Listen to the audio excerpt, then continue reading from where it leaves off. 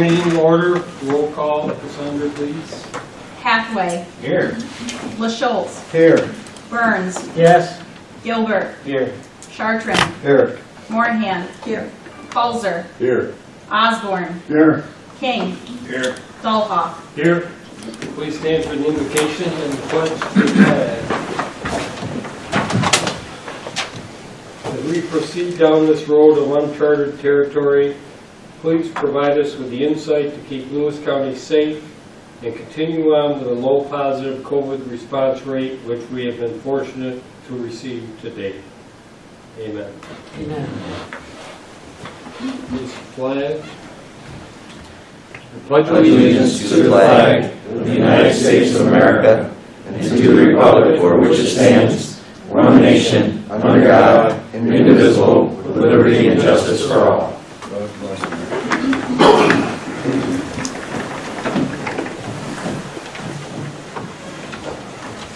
The 9/1/2020 board meeting minutes have been distributed, and if there are no amendments, they will stand approved.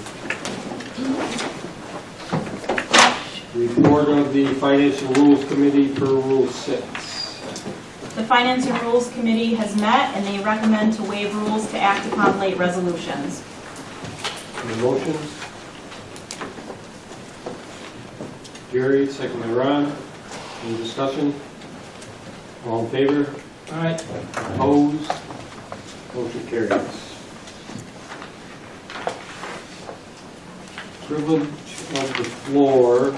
First, we have a public hearing on local law, intro number 7-2020. The local law to authorize overriding the tax levy limit established by General Municipal Laws 3-C, otherwise known as the 2% tax cap for the Lewis County 2021 budget. Is there anyone here who would like to, for the privilege of the floor, to speak on the tax law, the overriding of the tax law? If not, we'll leave that open for half an hour in case someone else comes in. General privilege of the floor. The sheriff is here. He'd like to make a few comments. Sheriff, would you please come forward? I'll stay right back there so that way you say business, everybody. Okay. Just to bring up an update off the sheriff's office, we haven't had a chance to speak in a while or anything. Just want to let you know that throughout the time during the COVID virus situation that we all handled very well together, that up at the sheriff's office we had 0 cases. Inside the jail, due to their due diligence of the men and women in there that work hard every day and put themselves at risk for this whole virus situation as well. They couldn't work from home. They still did their job for jail. And we had 0 cases in there as well. On the patrol side, same thing. We had 0 cases on the patrol side. Nobody got ill. And also within our own office, amongst the administration and the staff there, nobody got ill through our preventions that we did. So I just want to congratulate our men and women at the office up there and tell them that I'm really appreciative by our community and by the sheriff that they did all that without putting anybody else in harm's way and sacrificing some time going home for their family and the chance of taking the virus back to their houses. And that didn't occur. So I just want to tell them we thank them very much and hope to continue to do their safety with that. That's what I want to say. And the legislators, everybody appreciates what they did out there for us. And thank you very much. Any questions for the sheriff? No. Thank you, Sheriff. Thank you. Appreciate the update. Thank you. Anyone else like privilege of the floor or any other topics? If not, we'll move on to presentation of petitions, communications, and notices. Thank you, Mr. Chairman. The following resolution was received from Greene County. A resolution opposing New York State Assembly Bill A5630-A and New York State Senate Bill S3923A relating to reforming the statutory short form and other powers of attorney for purposes of financial and estate planning, and to repeal certain provisions of such law relating to statutory gift riders. The following resolution was received from Steuben County, a resolution urging the New York State Legislature to terminate the emergency declaration established to address the COVID-19 pandemic. That is all, Mr. Chairman. Thank you. Reports of county officers and departments. Legislators received copies of the Treasurer's September report and third quarter bed tax report, the September Highway and Solid Waste Department's audit reports, and minutes of the September Youth Bureau Advisory Board meeting. Brian Mooney submitted the August and September Sealer of Weights and Measures activity reports, which have been placed on file with the clerk of the board. Thank you. Moving on to reports of standing committees. Tom, would you like to start with finance and movements? Thank you, Mr. Chairman. I have a motion to authorize Information and Technology Director Connor Barlosi to send out an RFP for Lewis County Government Phone Services. Make that a motion, Tom? Yep. Second by Ron. Any discussion? All in favor? Aye. Opposed? Motion carries. And that's all I have at this time, Mr. Chairman. Any questions for Tom? Thank you, Tom. We'll move on to Jerry with General Services. Thank you, Mr. Chairman.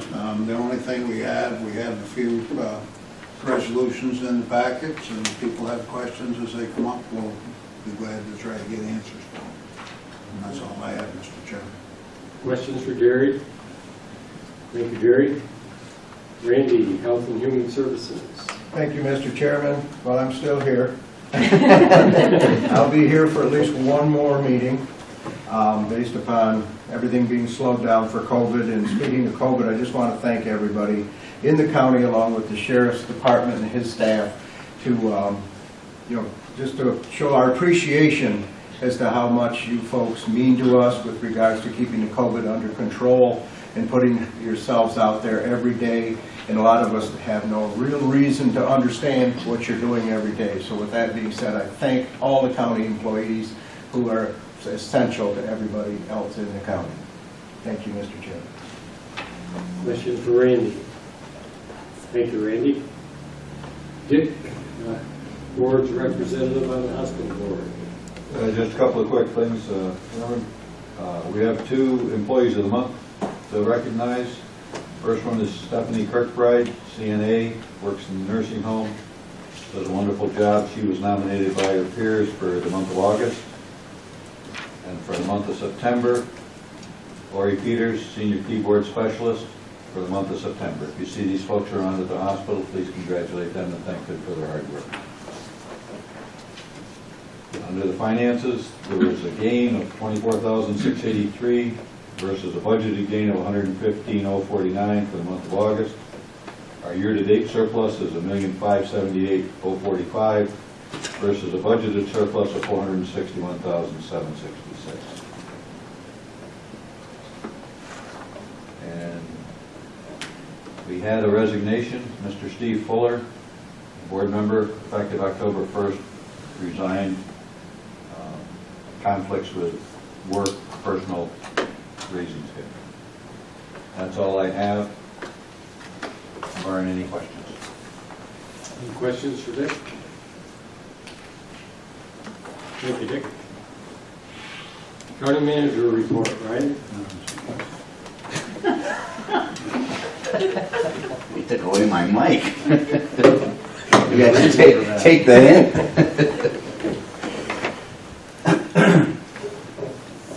Thank you, Mr. Chairman. A few notes just to provide an update. The 2021 budget.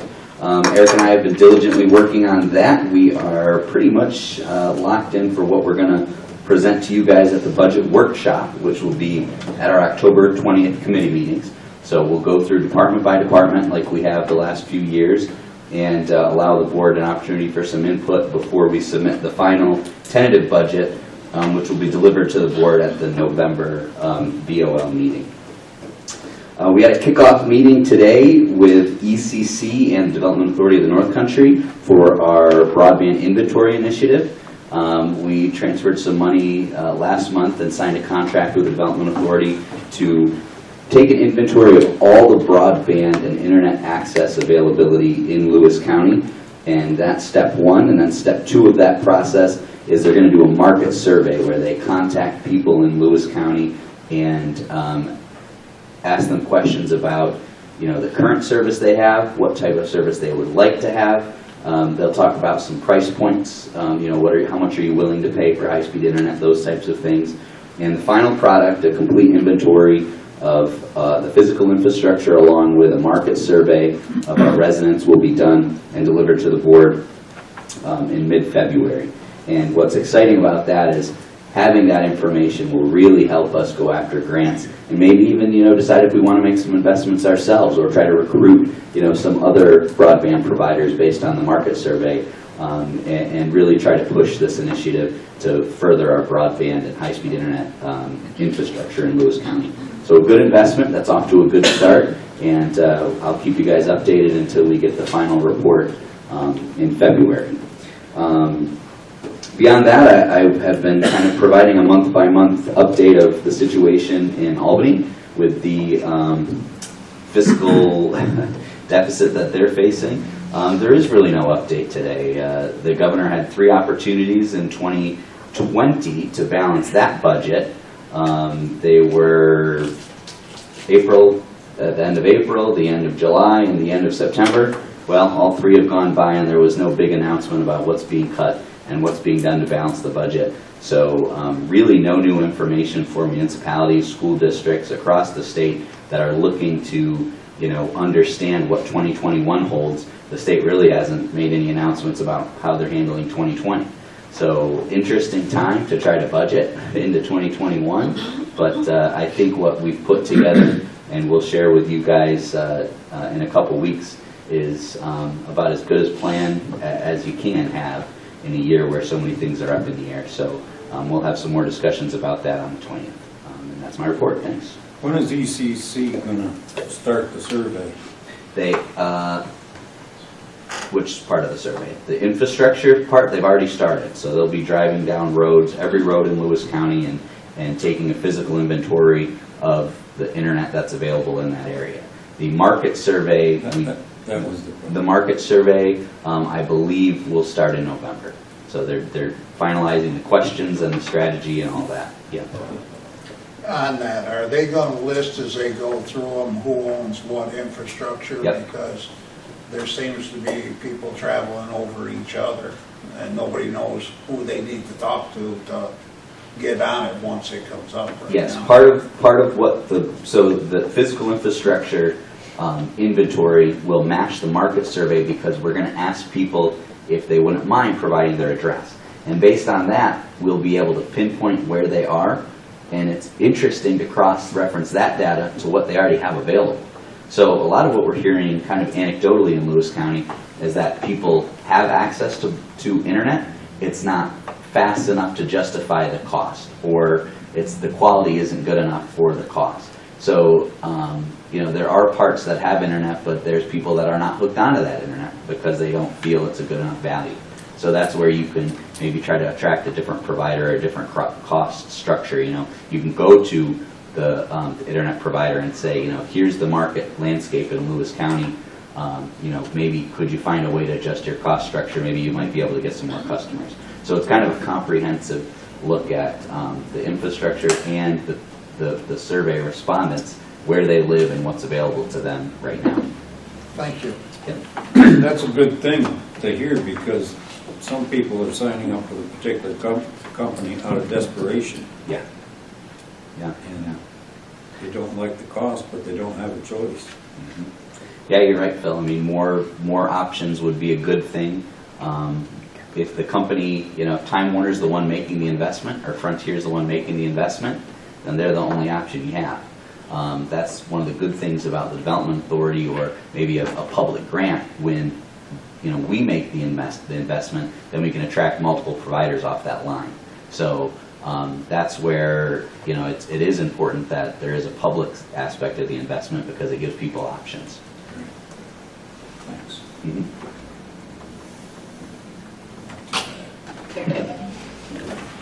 Any other questions for Ryan? Dick? Ryan, for our committee meeting and that budget you're going to have, we talked once before, are you going to be able to give us something a couple days ahead that we could read and look through a little bit? Probably not for the committee meeting because we'll just be doing the PowerPoint basics, but I'll give you something to walk away with at the committee meeting. I won't be ready to give it to you before then. then the tentative budget for certain, the final tentative, you'll have November 5th. And then from there, you guys can make any changes at all that you want to make. The point of the workshop is to try to kind of give you an update of where we're at, what we're looking for, and then really get some feedback on the tax rate. So we've typically spent the most time on, kind of here's the department by department operations, here's how we've made things balanced. What's your comfort level? What do you guys want to take? Because that'll affect what we put in the tentative budget. Because I don't like to put a tentative budget out there that is going to upset half the board, right? We want to kind of have a comfort level that everyone kind of knows what's coming in the final tentative budget. Okay, thanks for clarity. Yep.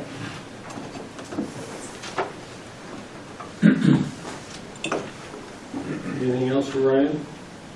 Now we'll move on to county treasurer report here. Thank you. I've provided everyone a one-page summary of key financial information as of September 30th. I won't go through any of the numbers on there, but if you have any questions based on what you're looking at, I'll do my best to answer. One note, I think our expenses for this year definitely seem to be tracking below budget. I'm going to take a look at that in a little bit more detail, and I'll try and give you some more feedback on that over the next month. So that's a good sign, obviously. A couple other brief notes. Our sales tax collections you can see on there. I would update you as of today. We have received preliminary information from New York State for payment we will receive tomorrow. So that payment is going to be about 13% over where it was last year. So that's obviously good news also. I think that's going to put us basically above last year as for year to date after that payment is received tomorrow. So tracking very well considering the situation, and hopefully that will continue for the next couple of months. Two other brief notes. As you can see under other information, our tax auction is finally got a date on the calendar on November 5th. It will be a completely online auction. Bidding to start on November 2nd, and then the closing of the bidding on November 5th. So we're definitely looking forward to that.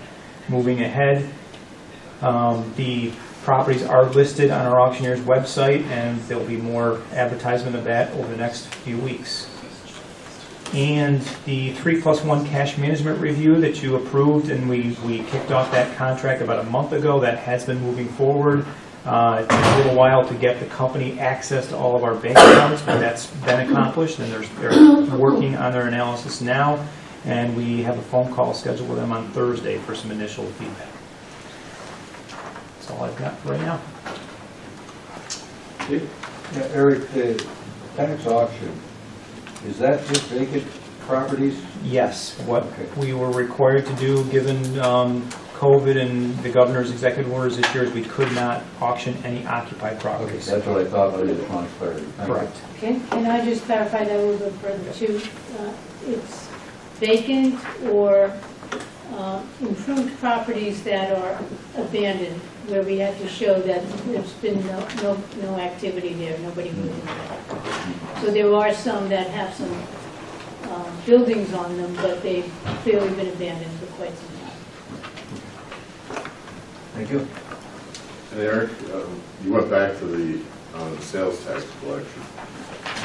I don't see us month by month spread, so have you decided to change it back to this format again? I've just given you a slightly different picture every month. I think I provided you the month by month last month. If you'd like to see that detail, I can do that every month. I'd like to see that detail every month because I track the month to month between the years. Yep, will do. See what goes on.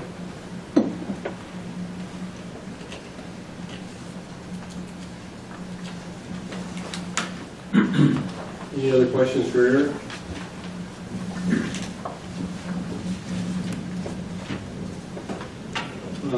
Jerry, our hospital CEOs in the audience, I sort of skimmed over you on privilege of the floor. If there's anything you'd like to bring up?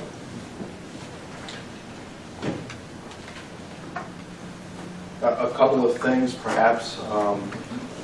We are in our budget building process as well, and we're not quite as where Ryan is and where Eric is in their process. but by week's end, we will have achieved our targets.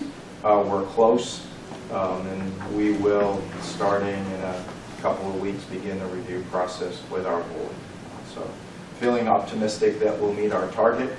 And it's worth mentioning that Ryan, Ashley, and I, and Dr. Sean Harney, the Chief Medical Officer for our employed practices, have been working with the schools as part of their opening plan, but most recently have really focused on providing rapid testing for students and faculty who the school nurses feel are showing symptoms of COVID. So last Thursday or Friday, we received 2 more analyzers through our relationship with the executive branch, and 264 tests. So we met with the superintendents yesterday to develop a process so that for those students and faculty they're concerned with, we can have a rapid test done. And the update from our lab director for the unit we purchased in the spring, we are expecting rapid tests for those this month. So our goal is to be able to test those individuals rapidly who need to be tested. So those would include students, faculty and staff of the schools, preoperative patients, individuals in the emergency department, individuals admitted to medical surgical, and any employee of the health system or the nursing home who are showing symptoms. General testing for asymptomatic individuals will continue with the state-sponsored program that we've put together. So far, so good. I think we're moving in the right direction. Those would be the 2 updates, unless you have questions of me. Yeah, Jerry, with a rapid test, would a student or teacher, if they're sick in the morning, they could get tested?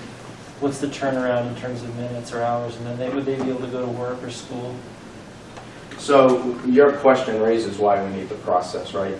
Because you have to sort of be a gatekeeper, so you're testing the right people. So the process that Dr. Harney has led and that we introduced to the superintendents is the school nurse will educate the parent and then direct the parent to contact their primary care doctor, who would write an order for the rapid test. We will do the rapid test in the early afternoon, the assumption being most children who are sick, they would present in the morning.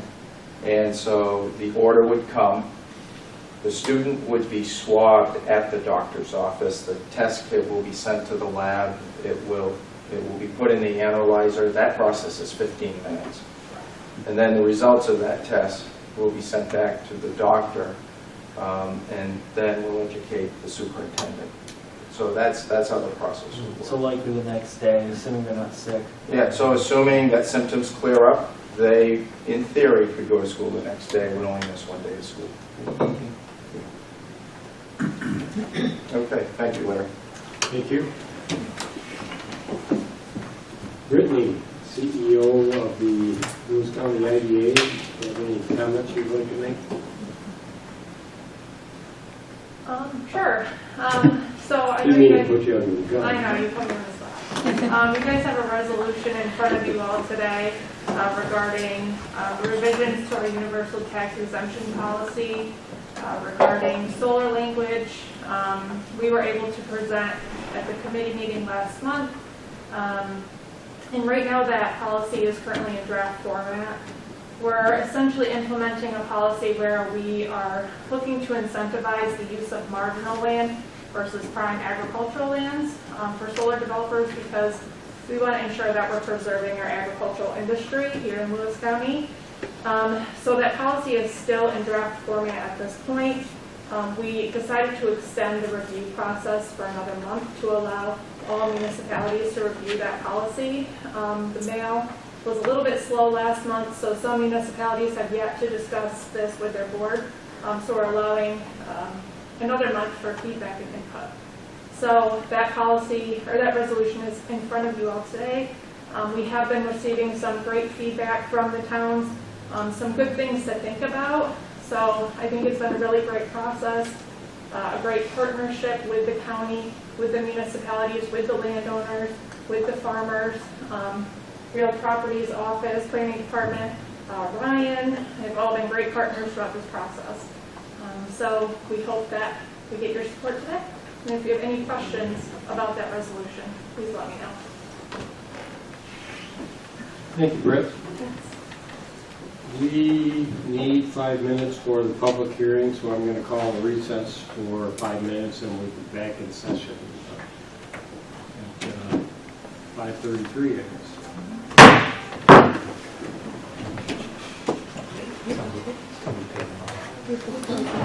Order. The report of the Finance and Rules Committee per Rule 7. Thank you, Mr. Chairman. The Finance and Rules Committee reports that they have examined the claims presented for payment in the total amount of $1,254,501.93 and recommend that they be audited and allowed for the amounts claimed. Need a motion? Ron, second by Jerry. Any discussion? All in favor? Aye. Opposed? Carries. So, resolutions that everyone agrees will pass these as a slate with the exceptions of the ones that we want to pull out for discussion or there are public laws. So, we need 247. Yep, I have 247 being pulled, 248 being pulled, 255 being pulled, 259 being pulled, and 276. Were there any other ones? Anyone have any others that they would like discussion on? What was the last one you said? The last one was 276, that was a late resolution. Okay, thanks.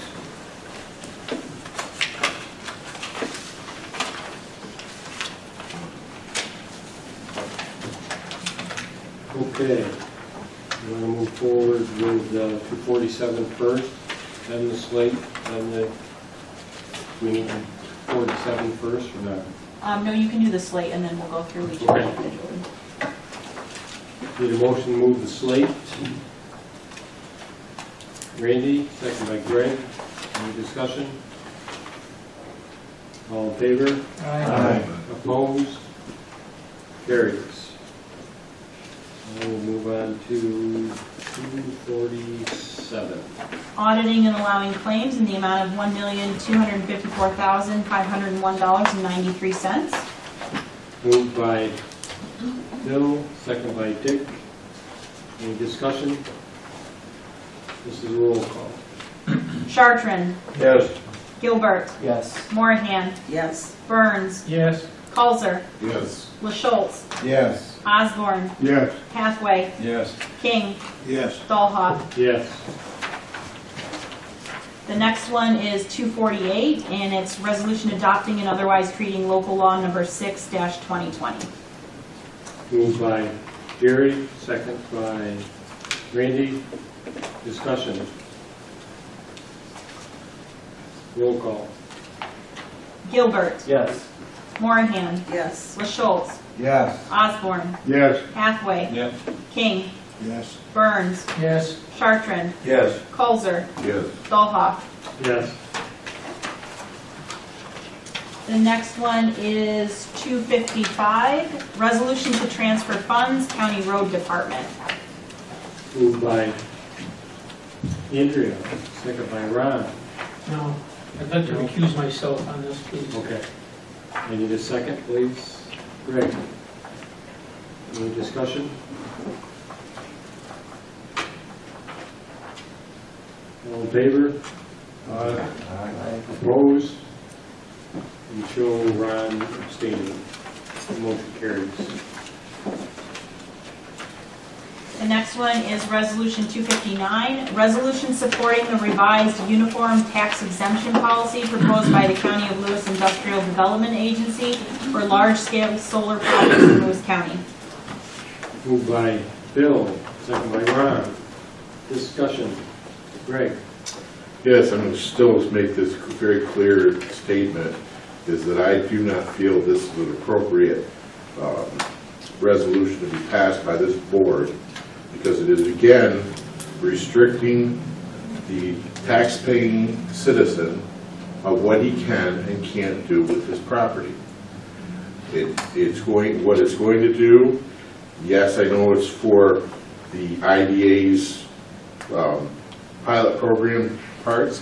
But what it's going to do is the developer who is going to want to develop a certain piece of property, he's going to be restricted from that piece of property. So if he wants to do that and still use that piece of property, what he'll go back to is he'll go back to the farmer or the landowner who's paying taxes on that property and say, well, sorry, I can't give you what I was going to give you. I can only give you a third of what I was going to give you because I'm losing money because of this pilot restriction that the IDA in your county has set up. And I really feel that this is restricting our taxpayers and the ability to do what they want with their land and rent it to who they want, because a lot of these farmers are in very rough condition right now.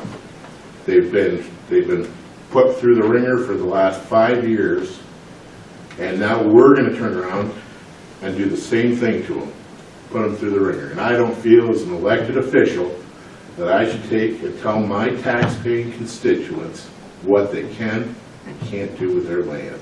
And the IDA is part of the problem here. They're turning around and restricting what land can be used for what purpose. And some of the prime agricultural land, because Ryan will throw up well, it could be right next to the main road. Well, some of the prime land isn't right next to the main road. What if the developer wanted to use a piece that was one parcel back? That's prime farmland. So then he's going to, well, nope, it's prime farmland. There's a lot of farmers going under. So if you guys want to continue to let them go under, you go ahead and vote for this. That's how I look at it. This is a recommendation, not a requirement, in my understanding. No, it's going to be a requirement. The pilot is going to be restricted by this, how much they can get, the developer. I disagree with you. I don't think, you go ahead that's and not my disagree with me. perception, and that's not the way it was presented. Okay, well, that's how it Again, is. it was a recommendation, not a requirement. If it was a requirement, I don't think any of us would vote for it, because... Well, then how come the pilot agreement is going to be varied? It's going to be varied by the particular piece of property, whether it's prime farmland, less than prime, rock. You know, there's a different pilot for each one, if that's what they showed. So if that's not a restriction, Phil, I don't know what is. Well, again, this is saying we're recommending it. This particular resolution is not passing it saying it's got to be this way. You heard Brittany say, well, if we towns are giving recommend it, most of the towns will probably just go right ahead for it. I'm sorry. That's their choice. I'm sorry, but that's still us giving them a vote, telling them that we agree with this. Okay. We agree. I want to make a couple points here, just to clear up a couple issues. First off, this is an IDA policy that is what they are going to offer the developers, depending upon what land they use. All this policy does is incentivize or try to incentivize the developers to use marginal land rather than prime farmland. They will pay a lesser amount in the pilot if they use marginal land. This in no way regulates whether the project, or whether in no way regulates the land use of the landowner whatsoever. The decision is still up to the landowner of whether to move forward with the project, and it does not prohibit the developer from using prime farmland or the landowner from agreeing to use that. The only thing this does is to incentivize them to try to get them to use marginal farmland rather than prime farmland. This resolution that we're looking at The only thing this shows is the support of this board for the IDA to develop this policy. So I don't know if you want to say anything further on this, if I missed anything, Brittany, if you'd like to speak to it. Yeah, I just want to reiterate the process that we went through to go through these revisions. We worked with our governance committee and our IDA board to come up with our draft UTEP policy. That policy was then sent out to every taxing jurisdiction that we work with, schools, towns, and the county. We are providing them with 2 months' time to provide us with comments and feedback on this policy and how we can implement smart solar growth in Lewis County so that we can ensure that in 10 years we have absolutely no agricultural economy because all of the prime lands are taken up by solar and farmers might have retired and moved on. We want to ensure that we keep the agricultural industry here and we keep it strong, but also welcome solar development in Lewis County. So at this point, we have been receiving feedback from towns, and 99% of the comments have been positive. And they've actually given us different things to think about that we haven't really thought about throughout this process. So one of my main priorities and one of our main priorities as an IDA is to do that relationship building and make sure that we're not just implementing a policy without getting the feedback from the county, from the towns, from the schools, and even the landowners.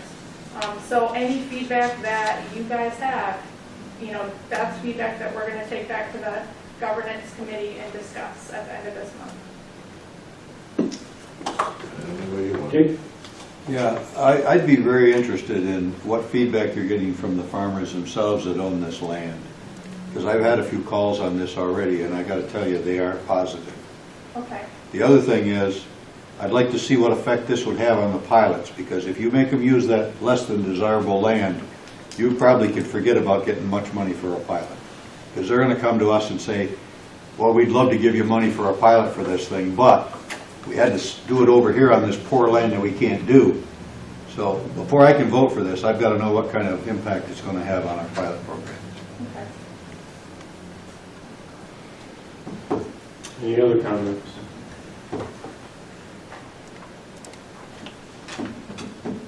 All in favor? Aye. Opposed? Aye. Joe, Dick, and Greg opposed, and Andrea. Mr. Chairman, note my abstention too, please. And Due to a conflict. Ian's going to abstain. So I think we are at 6-4. I vote in favor. Motion carries. And the last resolution is 276, resolution authorizing private contract of sale and transfer of a delinquent tax foreclosed parcel.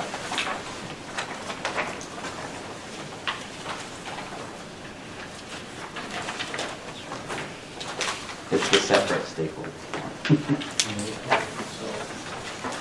Need a motion? Jerry, second by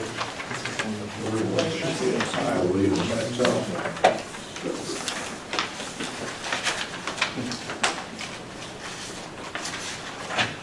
What's the number, Mr. Chairman? 276. 259. That was the church parcel. The church, remember the email they sent out? Here you go. Thanks, Dick. I probably need it. No problem. Keep that one. Oh, they got one. You need a motion, you said? It's been moved by Jerry, I need a second at this point. By Ron, second by Ron. Discussion. Yeah, why couldn't have just gone through the auction? And they could have purchased it through the auction, because it's vacant property, right? They may not be successful at the auction. They requested to purchase it directly.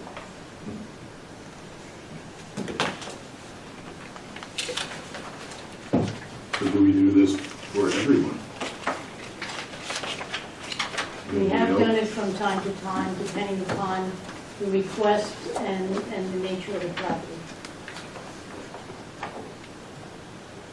I remember right, it's a landlocked piece of property anyway, wasn't It it? could be landlocked Yeah. if it didn't go with another parcel. Right. Randy? That was what I was going to suggest, was this was potentially to be a landlocked parcel that would never be sold. Then why would they feel they wouldn't receive the right bid, they might get it cheaper? Might go for $1. That I don't know. Whatever, they want to spend. Any further discussion? All in favor? Opposed? Show Phil abstaining, and I vote in favor, motion carries.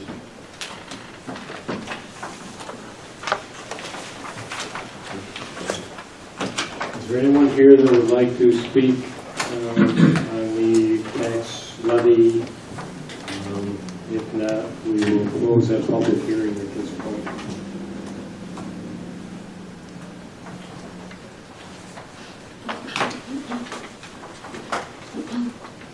Do we have any other business? Do you want to read the business? Yep.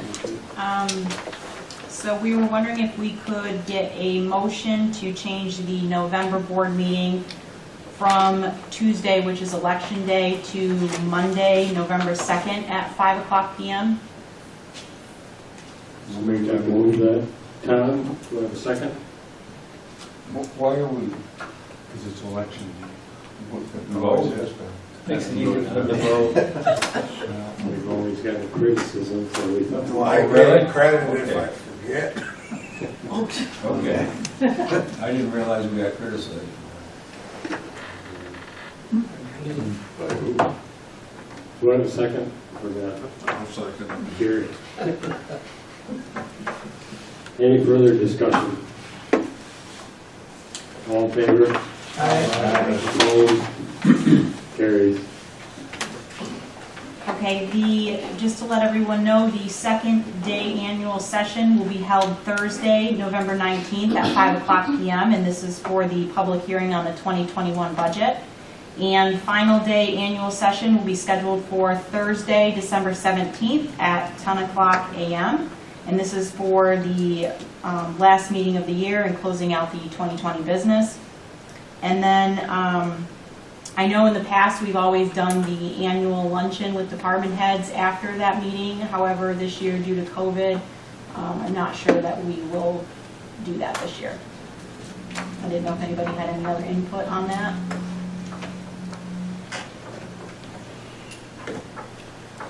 We can leave it undetermined at this point, and if something happens where we have the opportunity to move forward safely, we'll do that. Anything else anyone would like to bring up? Motion to adjourn? Ron? Need a second? That's my job. Ian, all in favor? Aye. We're adjourned.